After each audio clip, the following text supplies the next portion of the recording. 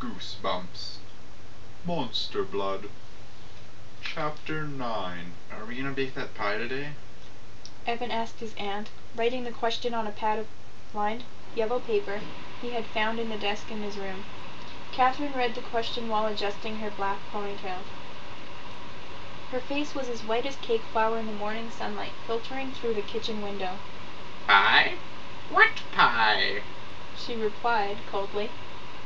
Evan's mouth dropped open. He decided not to remind her.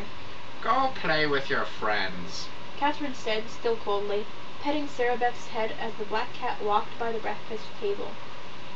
Why do you want to stay inside with an old witch? It was 3 days later. Evan had tried to be friendly with his aunt, but the more he tried, the colder she had become. She's mean. She's really mean, he thought as he ate the last spoonful of cereal from his bowl of shredded wheat. That was the only cereal she had. Evan struggled to choke it down every morning. Even with milk, the cereal was so dry, and she wouldn't even let him put sugar on it. Looks like it might rain, Kathryn said, and took a long sip of the strong tea she had brewed. Her teeth clinked noisily as she drank. Evan turned his eyes to the bright sunlight outside the window. What made her think it was going to rain? He glanced back at her, seated across from him at the small kitchen table. For the first time he noticed the pendant around her neck. It was cream-colored and sort of bone-shaped. Is a bone, Evan decided. He stared hard at it, trying to decide if it was a real bone. From some animal, maybe, or a bone carved out of ivory. Catching his stare, Kathryn reached up with a large hand and tucked the pendant inside her blouse. Go see your girlfriend. She's a pretty one, Kathryn said. She took another long sip of tea, again clinking her teeth as she swallowed. Yes, I've got to get out of here, Evan thought. He pushed his chair back, stood up, and carried his bowl to the sink. I can't take much more of this. Evan thought miserably. She hates me. She really does. He hurried up the stairs to his room, where he brushed his curly red hair. Staring into the mirror, he thought of the call he had received from his mother the night before. She called right after dinner, and he could tell immediately from her voice that things weren't going well down in Atlanta. How's it going, Mom? He asked, so happy to hear her voice, even though she was nearly 1,000 miles away. Slowly, his mother had replied hesitantly. What do you mean? How's Dad? Did you find a house? The question seemed to pour out of him like air escaping a balloon. Whoa! Slow down, Mrs. Ross had replied. She sounded tired. We're both fine, but it's taking a little longer to find a house than we thought. We just haven't found anything we like. Does that mean... Evan started. We found one really nice house, very big, very pretty, his mother interrupted. But the school you'd go to wasn't very good. Oh, that's okay. I don't have to go to school. Evan joked. He could hear his father saying something in the background. His mother covered the receiver to reply. When are you coming to pick me up? Evan asked eagerly. It took his mother a while to answer. Well, that's the problem, she said finally. We may need a few more days down here than we thought. How is it going up there, Evan? Are you okay? Hearing the bad news that he'd have to stay even longer with Kathryn made Evan feel like screaming and kicking the wall. But he didn't want to upset his mother. He'd told her he was fine and that he'd made a new friend. His father had taken the phone and offered a few encouraging words. Hang in there, He had said just before ending the conversation. I'm hanging in. Evan had thought glumly. But hearing his parents' voices had made him even more homesick. Now it was the next morning. Putting down his hairbrush, he examined himself quickly in the dresser mirror. He was wearing denim cut-offs and a red Gap t-shirt. Downstairs, he hurried through the kitchen, where Kathryn appeared to be arguing with Sarah Beth, ran out the back door, then jogged to the backyard to get Trigger. Hey, Trigger! But the dog was asleep, lying on his side in the center of his run, gently snoring. Don't you want to go to Andy's house? Evan asked quietly. Trigger stirred, but didn't even open his eyes. Okay, see you later. He made sure Trigger's water bowl was filled, then headed to the front of the house. He was halfway down the next block, walking slowly, thinking about his parents so far away in Atlanta, when a boy's voice called out, Hey, you! And 2 boys stepped onto the sidewalk in front of him, blocking his way. Startled, Evan stared from one boy to the other. They were twins. Identical twins. Both were big beefy guys with short white blonde hair and round red faces. They were both wearing dark t-shirts with the names of heavy metal bands on the front, baggy shorts and high-topped sneakers untied without socks. Evan guessed they were about 14 or 15. Who are you? One of them asked menacingly, narrowing his pale gray eyes, trying to act tough. Both twins moved closer, forcing Evan to take a big step back. These guys are twice my size. Evan realized, feeling a wave of fear sweep over him. Are they just acting tough? Or do they really mean to give me trouble? I'm staying with my aunt. He stammered, shoving his hands into his pockets and taking another step back. The twins flashed each other quick grins. You can't walk on this block. One of them said, hovering over Evan. Yeah, you're not a resident, the other added. That's a big word. Evan cracked, then immediately wished he hadn't said it. Why can't I ever keep my big mouth shut? He asked himself. His eyes surveyed the neighborhood, searching for someone who might come to his aid in case the twins decided to get rough. But there was no one in sight. Front doors were closed. Yards were empty. Way down the block he could see a mailman heading the other way. Too far away to shout. No one was around. No one to help him. And the two boys, their faces set, their eyes still menacing, began to move in on him. Chapter 10. Where do you think you're going? One of the twins asked. His hands were balled into fists at his side. He stepped closer until he was just an inch or two from Evan, forcing Evan to take a few steps back. To see a friend? Evan replied uncertainly. Maybe these guys were just bluffing. Not allowed, the twin said quickly, grinning at his brother. They both snickered and moved towards Evan, forcing him to back off the curb onto the street. You're not a resident, the other one repeated. He narrowed his eyes, trying to look tough. Hey, give me a break, guys, Evan said.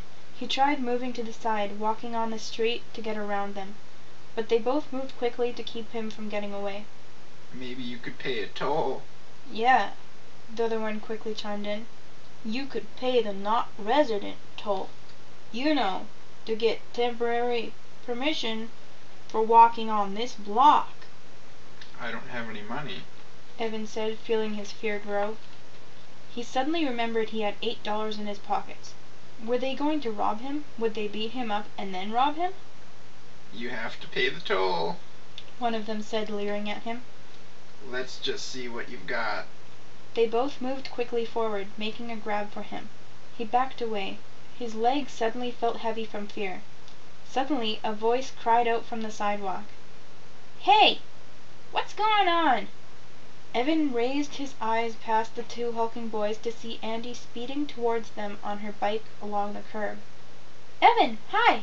She called. The twins turned away from Evan to greet the new arrival. Hi, Andy, one of them said in a mocking tone.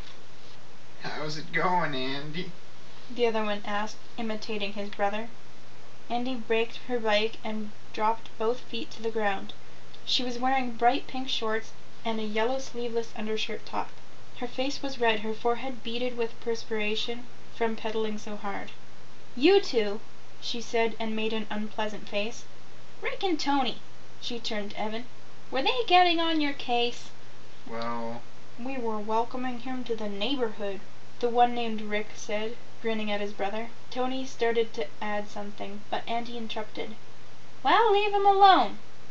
Are you his mother? Tony asked, snickering. He turned to Evan and made goo-goo baby noises. We'll leave him alone, Rick said, stepping towards Andy. We'll borrow your bike and leave him alone. No way, Andy said heatedly.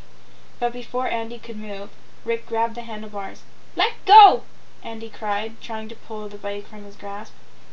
Rick held tightly. Tony shoved Andy hard. She lost her balance and fell, and the bike toppled over on top of her. Oh! Andy uttered a low cry as she hit her head on the concrete curb. She laid sprawled on the curb, her hands flailing, the bike on top of her. Before she could get up, Tony reached down and grabbed the bike away. He swung his legs over the seat and began to pedal furiously. Wait up! His brother called, laughing as he ran alongside. In seconds, the twins had disappeared around the corner with Andy's bike. Andy, are you okay? Evan cried, hurrying to the curb. Are you okay? He grabbed Andy's hand and pulled her to her feet. She stood up groggily, rubbing the back of her head. "I hate those creeps," she said. She brushed the dirt and grass off her shorts and legs. "Ow! That hurt." Who are they? Evan asked. "The Baymer twins," she answered, making a disgusted face. "Real heavy-duty dudes," she added sarcastically. She checked her leg to see if it was cut. It was just scraped. "They think they're so cool, but they're total creeps." What about your bike? Should we call the police or something? Evan asked. "No need," she said quietly, brushing back her dark hair. "I'll get it back. They've done this before. They'll leave it somewhere when they're finished." But shouldn't we? Evan started. "They've just run wild," Andy interrupted. "There's no one home to check up on them. They live with their grandmother, but she's never around. Did they give you a hard time?" I was afraid I was going to have to pound them. He joked. Andy didn't laugh.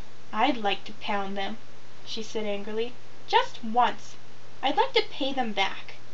They pick on all the kids in the neighborhood. They think they can do whatever they want because they're so big and because there's two of them." Your knee's cut. Evan said, pointing. "I'd better go home and clean it up," she replied, rolling her eyes disgustedly. "See you later, okay? I have to go somewhere this afternoon, but maybe we can do something tomorrow." She headed back to her house, rubbing the back of her head. Evan returned to Kathryn's, walking slowly, thinking about the Baymer twins, imagining himself beating them to a pulp in the fight as Andy watched, cheering him on. Kathryn was dusting the front room as Evan entered. She didn't look up. He headed quickly up the stairs to his room. Now what am I going to do? He wondered, pacing back and forth. The blue container of monster blood caught his eye. He walked over to the bookshelf and picked up the can from the middle of the shelf. He pulled off the lid. The can was nearly full. I guess Trigger didn't eat that much. He thought, feeling a little relieved. Trigger! He'd forgotten all about him. The poor dog must be hungry. Putting down the monster blood, Evan bombed down the stairs, leaning against the banister and taking the stairs 3 at a time.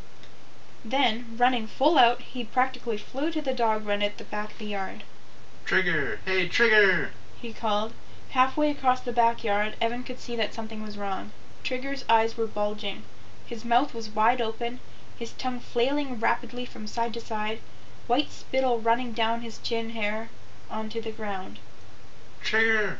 The dog was gasping hoarsely, each breath a desperate, difficult struggle. He's choking! Evan realized.